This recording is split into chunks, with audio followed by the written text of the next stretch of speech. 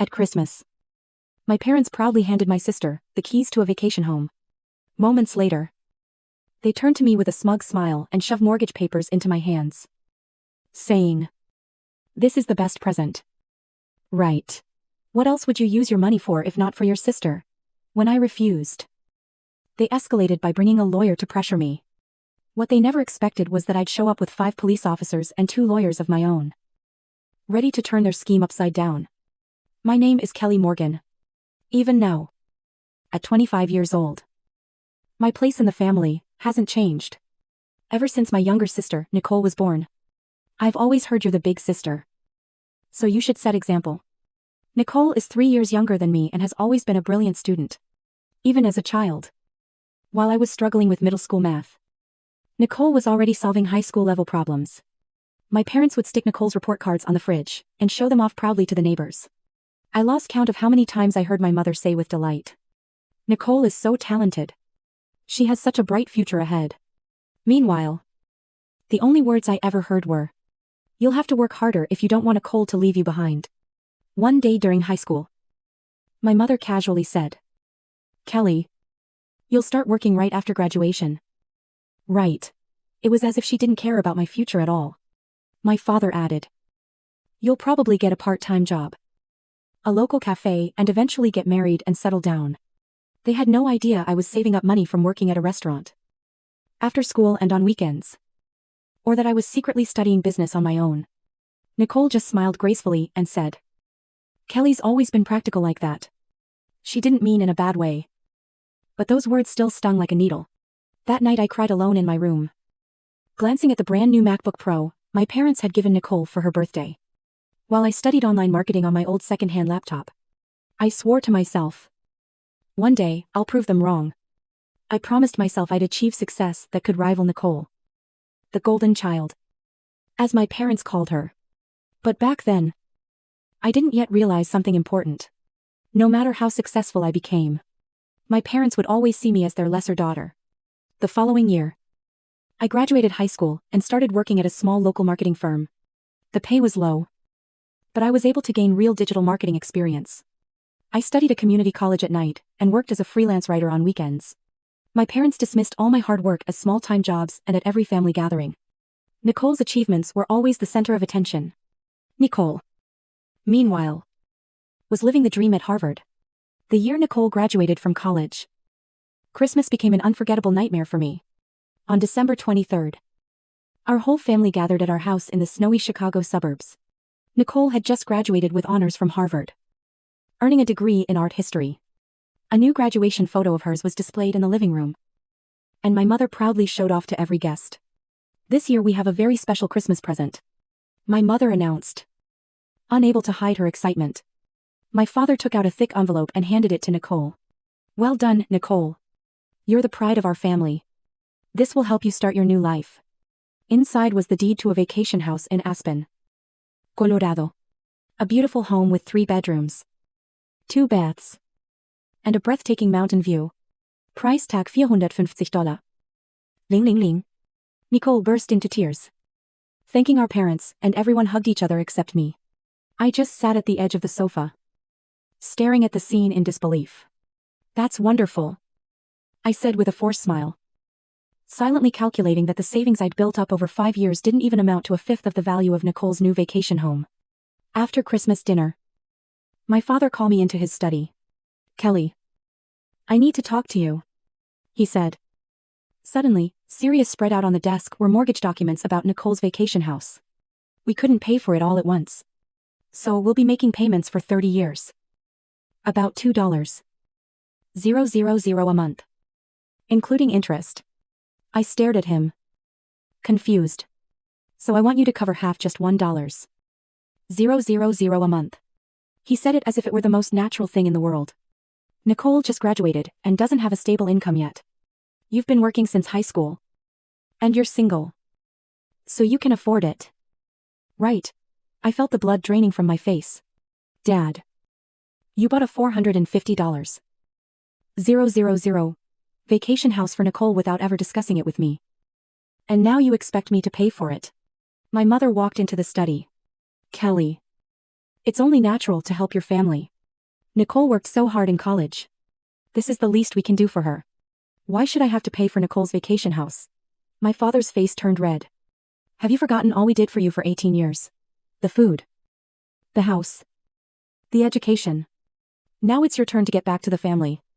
But you never even asked me. You asked. My mother snorted. What right do you have to decide anything? Nicole is a well-educated as a coal. Respectable woman. You just work at a cafe with a high school diploma. In reality, I wasn't even working at a cafe. But my parents didn't care about my career at all. To them, my work was insignificant. You've been working for 7 years. Since high school. With all your savings. Can't you manage on dollars? $750 a month. My father insisted we expect you to start payments next month. Sign the paperwork. I stood up. Mom. Dad. This is insane. I have my own plans for my life. I'm thinking about buying a condo for myself.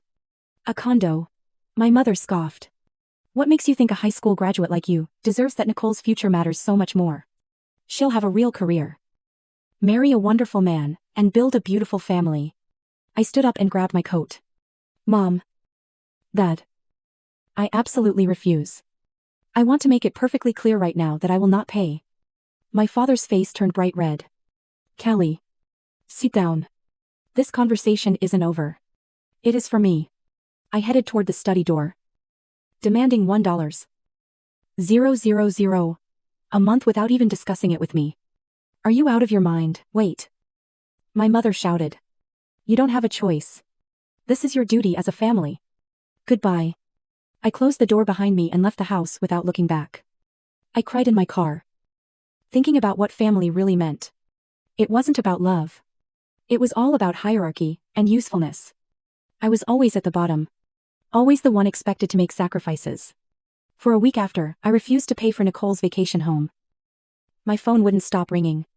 The first call was from my Aunt Hillary Kelly. Your parents told me everything. I can't believe you won't help Nicole financially. That's not what a big sister does. Her voice was full of condemnation. She graduated college with honors. She has a bright future. You're single. You've just been working since high school. You should have some money to spare. Nicole is a college-educated, respectable woman. There's a difference in class. Next was my Uncle Dan Kelly.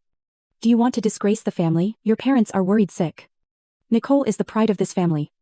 You should be supporting her. Uncle Dan. I'm family too. Why am I always the one who has to sacrifice? Sacrifice. He snapped. You only graduated high school. Nicole went to Harvard. She has real status. Can't you at least help her sister? The barrage of calls from relatives continued. My cousin Wendy.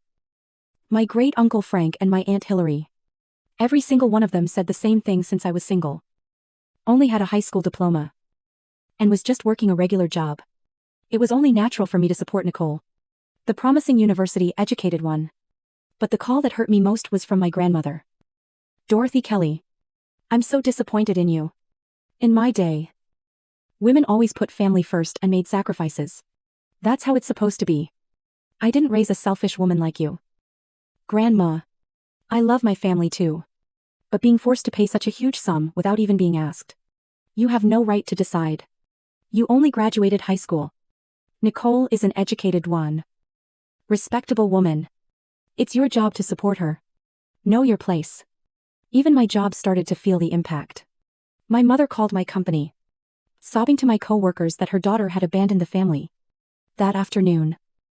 My business partner, Sean, called me into his office. Kelly. It seems like your personal problems are starting to affect our business. I'm sorry. I never imagined my family would actually call the office. It wasn't just your mother. 3 relatives called this afternoon, saying you abandoned your sister and left your family in trouble. My face burned with shame. Sean. This is completely private. It has nothing to do with work. I understand that. I know you haven't spoken to your parents for a long time. But maybe you should do something about this. It might be best for your own reputation. The truth was, I was hiding a major secret for the last 3 years. I've been running my own blog, consulting business. Making a steady $4,000 a month. From small businesses to major clients. But I never told my family. Because if they found out, their financial demands would only get worse. That night, when I got home, my neighbor, Mrs. Gale, was waiting for me in the hallway. "Kelly, your mother called me today. She's worried about your sister. You know, it's become quite the talk around the neighborhood that you won't support your brilliant little sister." I was speechless. My mother had even exposed my status to the neighbors, judging my worth based on my education. Like we were living in the Middle Ages. 2 weeks after the new year, I received a registered letter. When I saw the law firm's letterhead on the thick envelope, I got a terrible feeling. My blood ran cold as I opened it. "We are filing a civil lawsuit against Kelly Morgan, demanding repayment of $350. 0 inches child rearing expenses." Attached was a detailed breakdown of every child rearing cost: food, housing, medical bills, education, even clothing. It was like they turned 18 years of parenting into an itemized service invoice. But the most insulting part was the line at the end.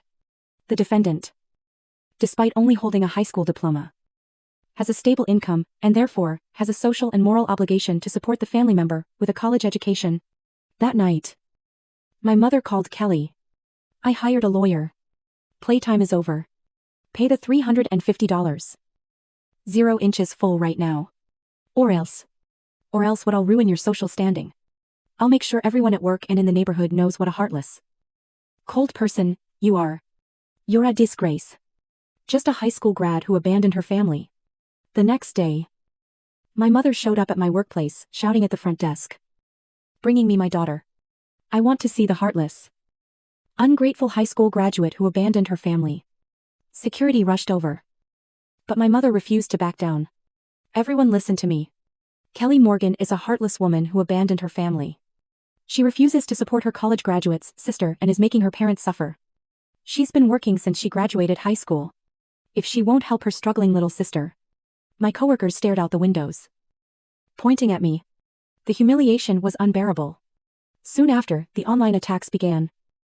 My mother posted my photo on social media with the caption, "My shameless daughter who abandoned her family relatives," shared the post in the comments section, filled up with criticism. Who does she think she is with only a high school diploma?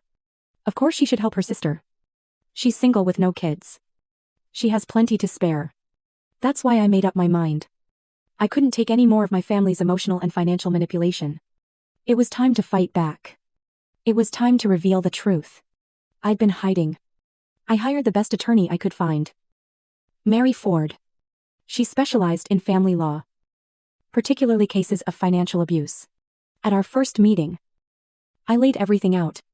The truth is, I run my own consulting firm. I make over $150. 000 a year. I confessed. Mary's eyes widened. "That's a significant difference." Detail. "Why didn't you tell your family?" "Because I knew if they found out, their demands would only get bigger. They judge people by their education. But when it comes to money, that doesn't matter." "I see. Then let's go on the offensive." The next week, we reported everything to the police. My mother's workplace intrusion, the defamation on social media, the harassing phone calls. All potentially criminal offenses. On top of that, I went public with my business success. I finally agreed to an interview with a local business magazine that I've been declining for years.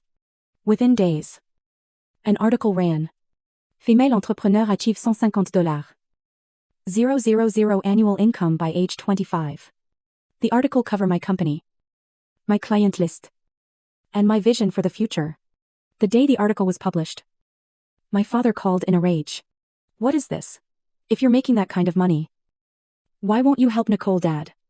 My success is the result of my own efforts. It has nothing to do with supporting the family. Nothing to do with it. We raised you. Have you forgotten everything we did for you? Are you saying that raising me for 18 years means I owe you financial obedience for life?" After that, my parents took things even further. They started camping out in front of my apartment, holding up signs. "Pay back your education costs. Shameless daughter who abandoned her family." But I wasn't afraid anymore. I called the police, gathered evidence and pressed forward with legal action alongside my lawyer. My parents couldn't accept that their high school graduate daughter was actually a far more successful entrepreneur than either of them. The battle had only just begun. Finally, the day of the trial arrived. I wore a Navy business suit and sat at the defendant's table beside Mary Ford. Across from us in the plaintiff's seats, Sammy parents, Linda and Peter, along with their attorney. Let's begin with the plaintiff's statement, announced Judge Thomas Green. My parents, attorney, Wesley Clark, stood up. Your Honor, this case is simple. The plaintiffs, Linda and Peter Morgan, invested $350. 0 inches raising the defendant over 18 years. The defendant now has a stable income, but refuses to repay her debt to the family by supporting her sister's education loan. I almost laughed to myself. Education loan. A $450. 000 vacation home was now being called an education loan. Next, my father took the stand. Your Honor, we love our daughter, but Kelly doesn't understand her duty to the family. Reclaiming the $350. 000 we invested in her upbringing is a reasonable request. Then it was Mary's turn for cross-examination. Mr. Morgan, after your daughter turned 18, did you pay a single dollar for her education or living expenses? My father stumbled. No. But next I was called to the stand. Mary asked Kelly, what is your current profession? An annual income.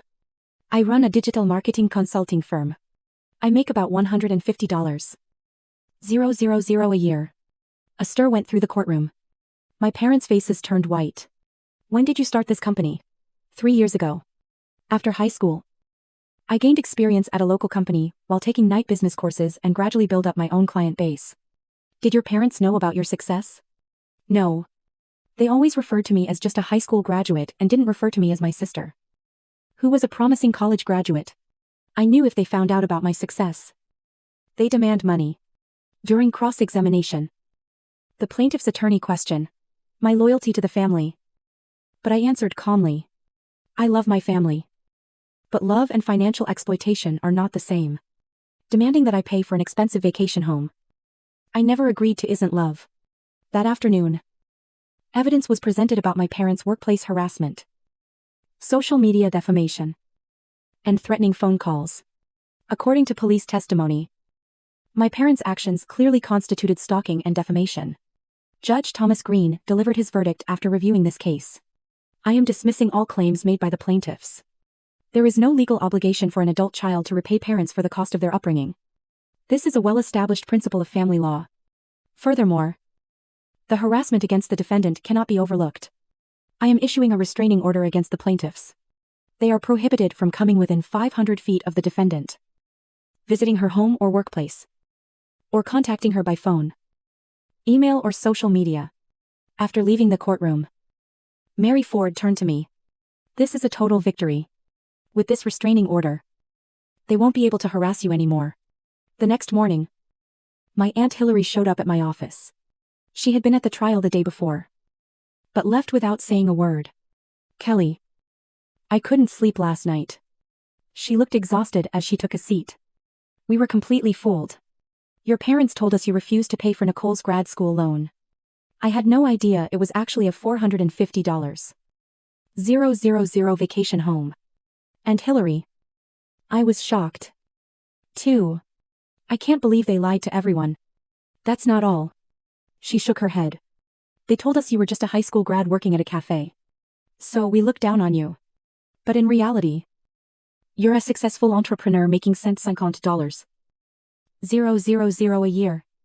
I'm so ashamed. I don't know how I'll ever face you again. Tears welled up in her eyes. Uncle Dan. Wendy. Everyone's been calling me since last night, feeling terrible about what we said to you. Telling you to know your place. I'm so sorry. And Hillary, I'm really not upset. You were victims too. No. It's not okay. Her voice broke with tears. We judged you by your education. We were wrong to look down on you just because you only finished high school. But you're more successful than any of us. And now she has grown serious. The power dynamic in this family has completely shifted. Your parents are totally ostracized now. Everyone's calling them liars. And they have no one left on their side. When I arrived at work, my business partner, Sean, rushed over. Excited. Kelly. Yesterday's trial. What your parents told us was nothing like what really happened. I mean, I never believed them. But they came begging. Saying their daughter refused to pay her sister's tuition. In reality, it was all about a $450,000 vacation house. Unbelievable. Sean. I'm really sorry you had to deal with all this. I'm just glad it's finally clear. Your parents are exactly who you said they were. I'm proud of you for standing up to them. He turned serious. We fully support you as a company. And honestly, this is only going to boost your personal brand. People are starting to see you as a leader symbol. The entrepreneur who stood up to family financial exploitation as a symbol. It's not just local papers. Now you might be on national news. This is a real issue. Academic elitism and financial abuse. You become an icon that evening. My phone was ringing nonstop with calls from relatives and acquaintances apologizing. I'm so sorry. Kelly. We believe their lies. I thought it was about a student loan. I had no idea it was for a vacation house. You were right. I'm truly sorry.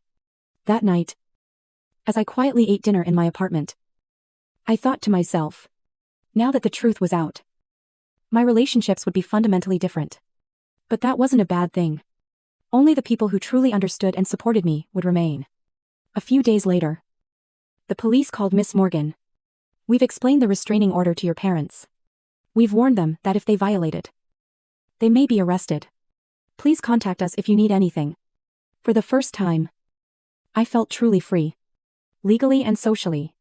I was finally released from my family's exploitation. 6 months have passed since the restraining order. I purchased a beautiful house in the suburbs paying cash. 3 bedrooms.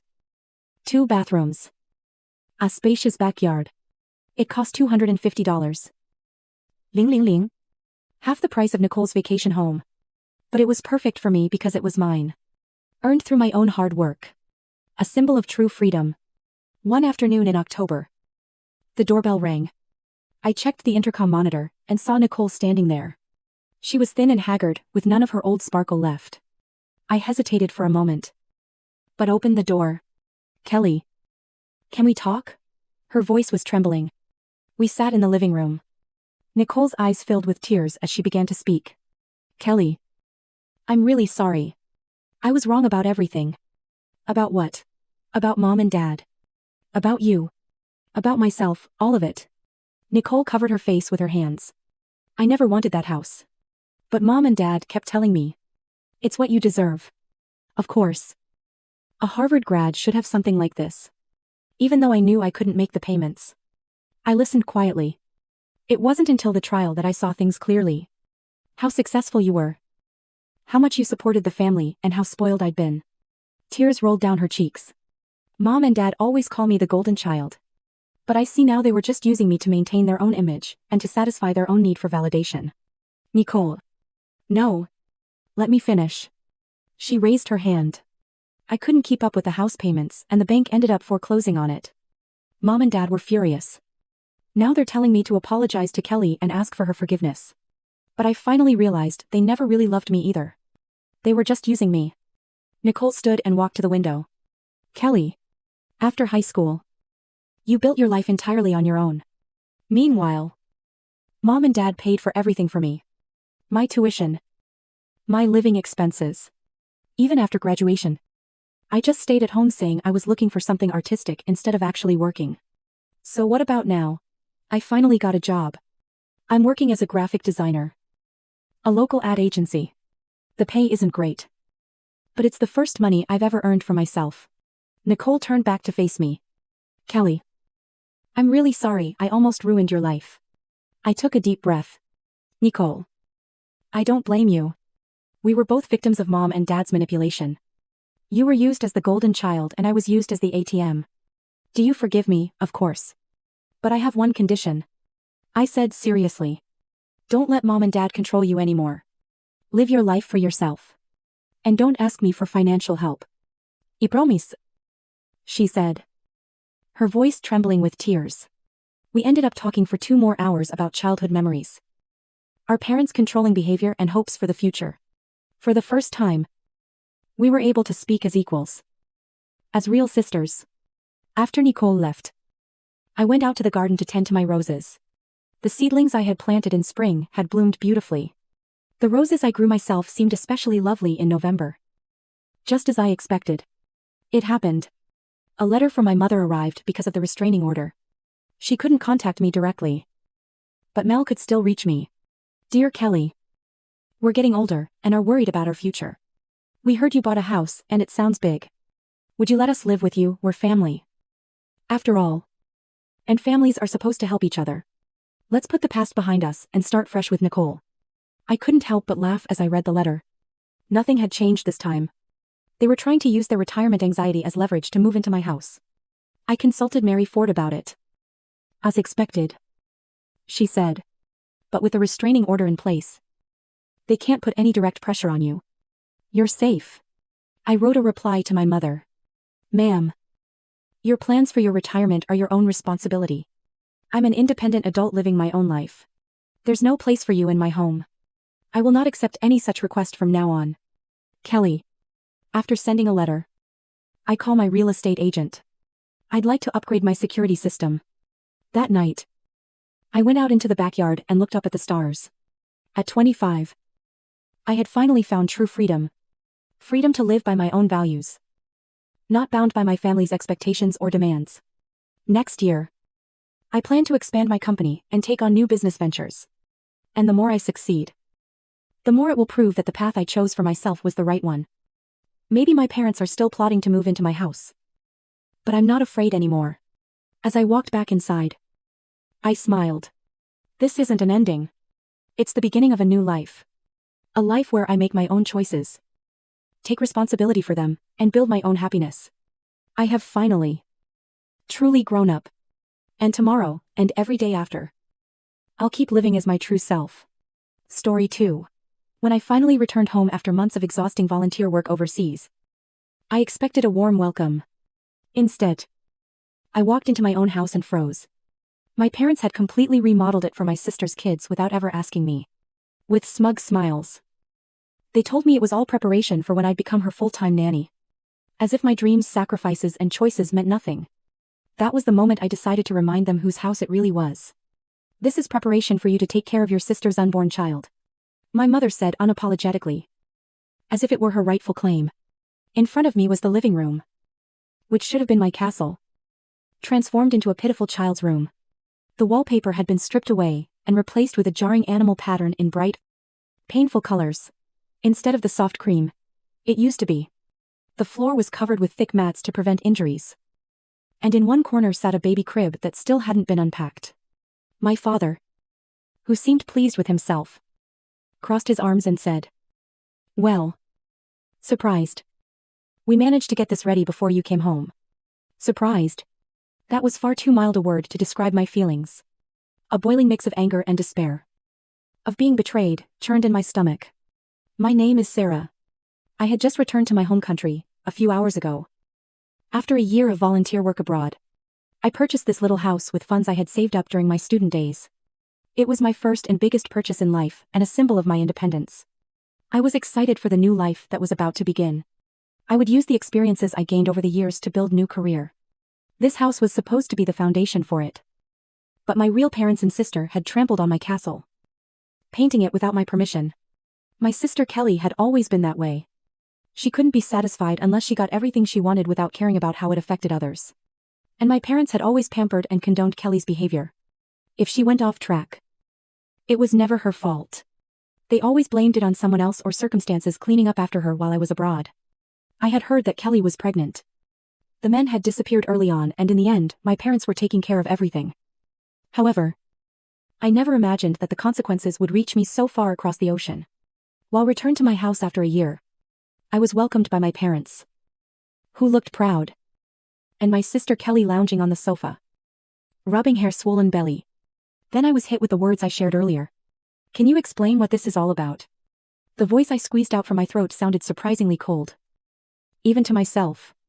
My mother frowned, as if she was displeased with my attitude.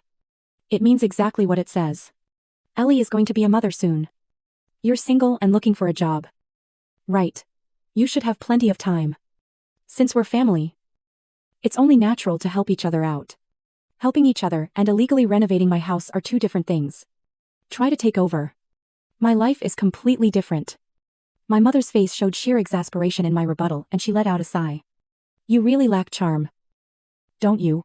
Especially when Kelly is going through such a tough time. Can't you at least make some effort for your family? I'm about to start a job utilizing my overseas experience. I've been steadily preparing for this locally. My plan. My life. My future. All of these have been dismissed as worthless by these people with just a phrase. You're single. And have time. This house is mine. It disregard my ownership. Illegally enter using a spare key, and renovate the house without my permission. I don't understand how abnormal that is. No. They don't even try to understand. Kelly then laughed and cheerfully said. When I heard that you were coming back, I thought it was perfect. I can save money by not hiring a babysitter. So it's killing two birds with one stone. Right, those words, spoken by a seemingly innocent and pure exploiter, snapped something inside me. I turned on my heel and headed toward the entrance. Where are you going? My mother's hysterical voice pierced my back. But I ignored it. I opened the door and glanced back. Just once I saw Kelly looking dim. Found it on the couch and my parents glaring at me, with their brows furrowed. What you were doing is a crime. Having said just that, I closed the door. Fortunately, my suitcase was still at the entrance. I dragged it out and dashed into the night street. The cold air slightly cooled the raging anger inside me. I immediately hailed a taxi and headed over to the house of my partner, Ben, who had been my emotional support over the past year. As soon as I opened his door, I collapsed in tears. Right there.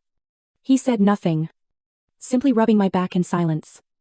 I wonder if he did that for over an hour, until my tears dried up. Finally, having regained a little composure, I told him everything that had happened. Ben works at a law firm. He is an intelligent person who always makes calm judgments. After quietly listening to my story, he held my hand and said in a clear tone, Sarah, you haven't done anything wrong. What they're doing is an unforgivable invasion of rights under the pretext of family. I fully support your decision to take legal action. That night, Ben arranged for me to stay in the guest room. But I couldn't sleep at all. Staring at the darkness of the ceiling, various memories flooded over me. Why did I make the big decision to buy a house at such a young age? It was because I needed to distance myself physically from my family home. Kelly had always wanted everything that was mine. As a child, it was toys and clothes. During my school days, she even tried to get her hands on my friends. Each time, my parents would invariably lecture me. You're the older sister, so you should be patient. Kelly.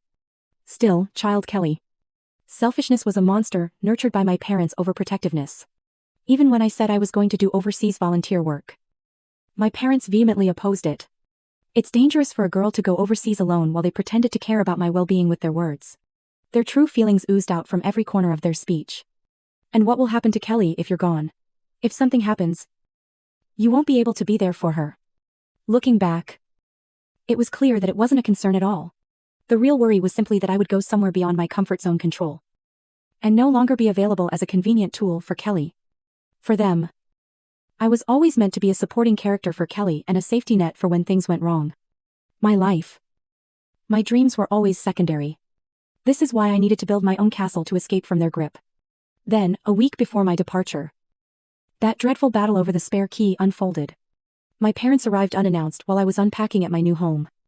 What's going to happen to the house while you're away? My mother said that as she surveyed the room, as if it were her own home. The house deteriorates quickly if no one lives in it and the air isn't changed. Mold can grow in the walls from humidity, and the pipes can rust. My father chimed in. And it's for emergencies with mail piles up. What if something happens? We'll check in on it from time to time. So just give us one key. I felt a strong sense of caution inside in case something happens. Was a magic phrase that had always been used to suit my sister's convenience. If I handed them the key, my privacy would be violated for sure. They might rummage through my room while I was away, or in the worst-case scenario, even bringing my sister's belongings. That's not a concern. I firmly declined. I'll set up mail forwarding and have my friend Patty and a professional management company take care of the house. So it's all fine. That answer seemed to touch a nerve with them. Well, It seems we aren't that trustworthy. My mother sighed, dramatically pressing a handkerchief to her eyes as if she were a tragic heroine.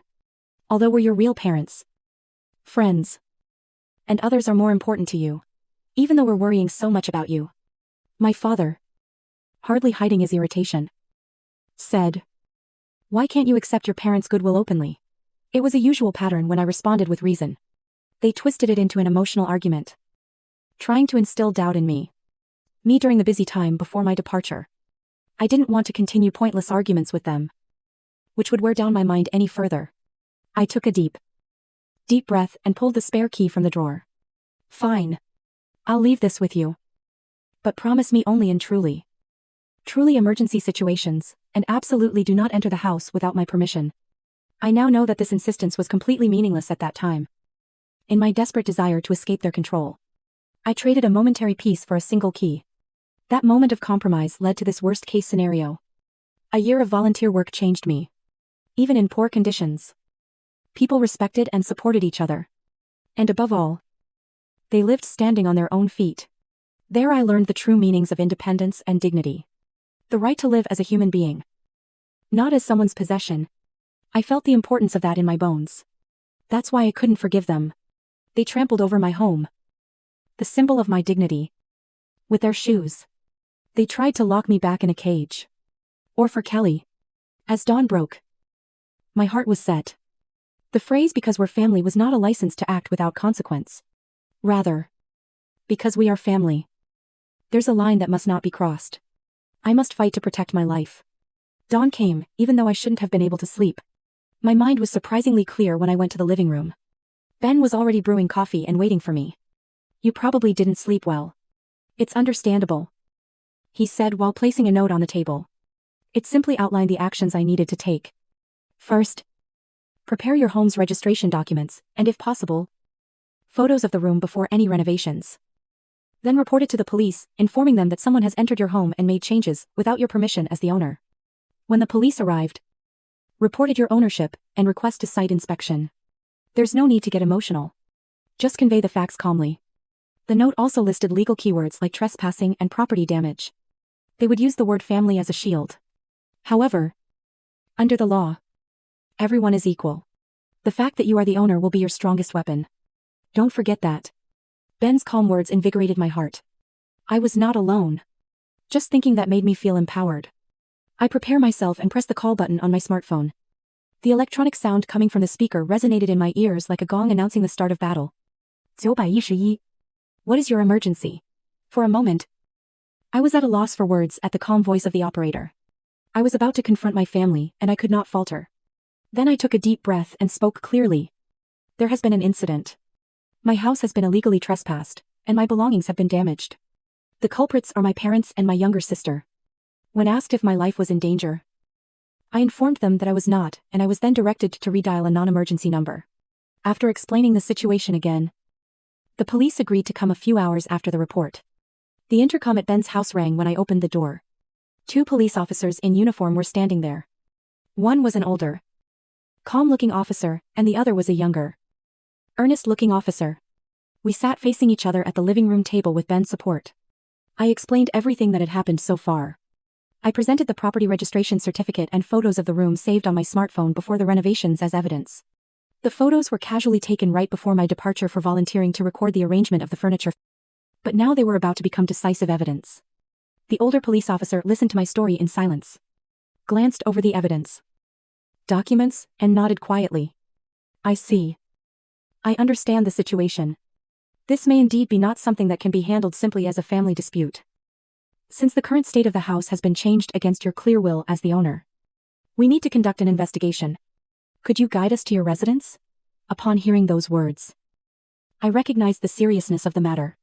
Once again, there was no turning back. A police car followed behind the car that Ben was driving. The familiar way home felt heavy, as if it were a path leading to the execution site. Is this really the right thing to do? For a moment, my heart wavered. However, the face reflected in the rearview mirror was strangely resolute. I stood in front of my house entrance once again alongside the police officer. It was the place I had dashed out from in despair the previous day. But now I was not alone. There was a powerful ally beside me. An enforcer of the law. When I rang the doorbell, my father opened the door with an irritated expression. Upon noticing the police officer standing behind me, his face changed to one of surprise and confusion. What is this? What's going on? I have come to file a police report regarding an illegal entry and property damage.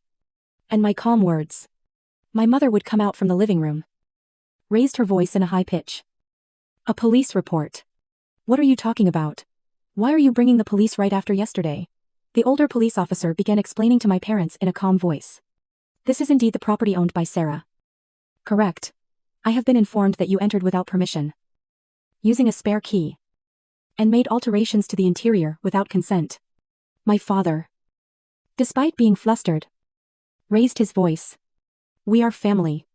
What kind of permission is needed to enter my daughter's house? Besides, that spare key was handed over by her voluntarily. My father completely disregarded the circumstances under which he persuaded me to get in the key, almost as if I had willingly offered it out of pure goodwill. How much I resisted back then. How firmly I had insisted it was a memory that had conveniently been erased from his mind. Glaring at that distorted truth, I felt my anger evolving into pity. My mother continued in a tone reminiscent of a police officer. She's just a little tired. She's been overseas for a year and is a bit on edge. We as her parents simply wanted to help. Why does it have to involve the police, Kelly? As if waiting for the right moment, appeared at the entrance of the living room, rubbing her belly, looking like a tragic heroine. Sarah, what's going on? If you do something like this, it will affect the baby. I can't believe you're selling the family to the police. Their arguments were all based on emotion, constantly revolving around because we're family, because it's parental love and because we care about you. They believed without a doubt that before those universal words, the law and individual rights became powerless. However, that illusion was ruthlessly shattered by the next words of the older police officer. I understand your feelings, but the law is a different matter. Even if you had a spare key, it doesn't mean that you were given free access to the house. If you entered the property without the clear permission of the owner, Sarah, and caused damage to the property, you could be violating the law.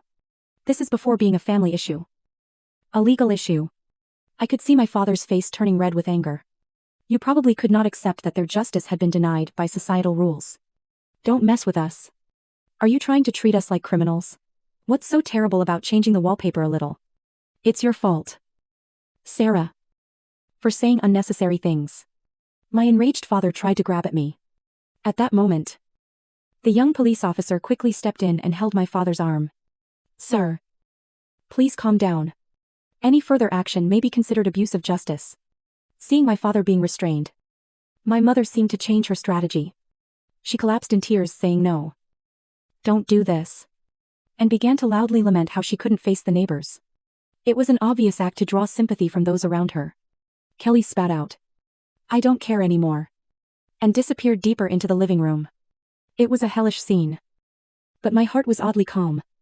This was the reality they had chosen. The sight of my family exposing their disgrace and screaming in anger erased even the last remnants of emotion I had left. I turned to the older police officer and clearly stated my intent as the owner. I officially report the damage. I demand that this house be restored to its original state. If that is not possible, I will seek proper compensation for the damages. That moment was when I was completely liberated from the curse known as family. In front of my resolute attitude, the police mechanically proceeded with their procedures. On-site investigations were conducted and numerous photos of a transformed living room were taken. My parents were to be voluntarily questioned.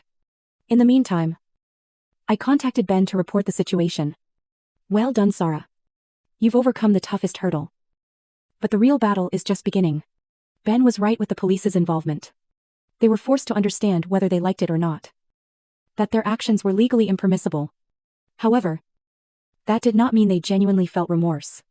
Rather, their struggle was morphing into something even more insidious from this point onward.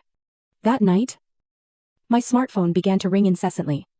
The callers were my aunts, uncles and cousins. Relatives who typically only contacted each other during weddings and funerals began to reach out. The call from Aunt Doris set it all off. Sarah, I've heard your mother's crying. You've changed since you went overseas. People who don't value family can't find happiness anywhere. It was a one-sided imposition of outdated values. I said nothing, and simply hung up the call quietly. But the attacks didn't end there. The next call came from my maternal grandmother, who had doted on me so much when I was a child. Sarah. Her voice was hoarse and frail. I heard from your mother, there was no need to call the police. Your parents were just worried about your sister. Please don't make this a bigger issue than it needs to be. I'm asking you from the bottom of my heart. It was the worst kind of peer pressure disguised as goodwill. Guilt was being drilled into me, playing on my conscience about not wanting to upset my grandmother.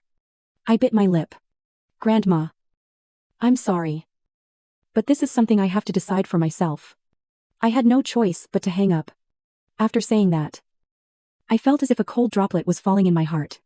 It was evident that my mother was making calls to all our relatives, spinning a web of lies as if they were the victims. She claimed that I had returned from overseas, infected with strange ideas, bullied poor Kelly, and ultimately turned my benevolent parents into the police. That was probably the storyline. They aimed to isolate me by portraying me as an ungrateful madwoman and surrounding me with pressure from all sides to force me to withdraw my demands. The next call was from my father. However, his tone was eerily calm, unlike the angry shouts from yesterday. Sarah. I understand your feelings. We may have gone a bit too far. I apologize. I was momentarily taken aback by the sudden apology.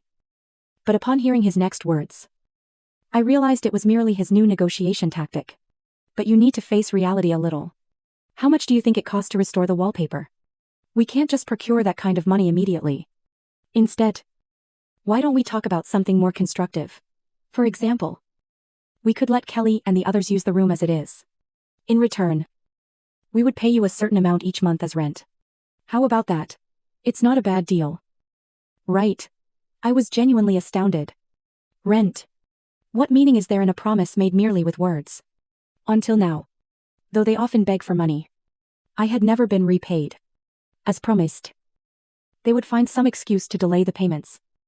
And in a few months, it was obvious they would angrily retort. We're family, so don't complain about the rent. Yet even if they did pay the rent as promised, the essence of the issue was not there. He still did not understand that their actions constitute a crime. This was not just about rent or contracts. It was a matter of the soul, of having trust and dignity trampled upon. Rent. Are you kidding me? I said coldly. This isn't even the kind of issue we're discussing. Besides, I can hardly believe that you would pay as promised. But that doesn't matter anymore. You committed a crime. As long as you lack that awareness, you can't even come to the negotiation table. Restoring the house to its original state is the minimum responsibility you must fulfill. My father's tone of voice was gradually tinged with irritation. Why are you repaying our kindness with this kind of betrayal? It's too much. Isn't it? Who do you think put you through university? Who took care of this house while you were off volunteering? You should be grateful instead of calling the police. Gratitude. Don't confuse control with management. This is the house I bought with my own money. It doesn't belong to you. It's a parent's duty to raise their children.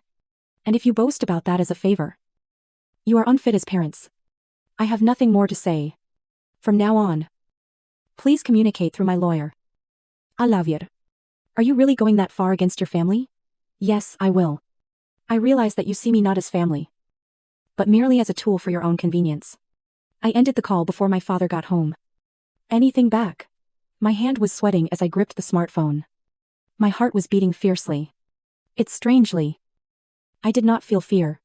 Instead, I sensed a quiet determination rising from the depths of my abdomen. I couldn't back down there. It was a battle for me to reclaim control over my own life. Negotiations continued for several days. My parents tried various tactics to persuade me. They demanded a reduction, proposed installment payments, or even spread lies about Kelly, supposedly collapsing from emotional shock. Tried to instill guilt in me. I followed Ben's advice and refused any direct communication. I notified them that all demand should go through the lawyer I had engaged. This became the decisive blow with the arrival of an agent called the law, which rendered their emotional arguments useless. My parents finally seemed to give in. A few days later, I received word from my lawyer. Your parents have agreed to pay the restoration costs in full. Ironically, most of that amount had originally been their savings for retirement, which was supposed to fund Kelly's childbirth expenses and subsequent living support. Because of their foolish actions, they ended up carving away at the future of their most beloved daughter with their own hands. After the payment of expenses was confirmed, I arranged for the contractor and began the renovation of the house. The wallpaper returned to the calm cream color that I had chosen. The floor mat was peeled up and the brand new crib was taken away by the contractor without ever being used. As I smelled the paint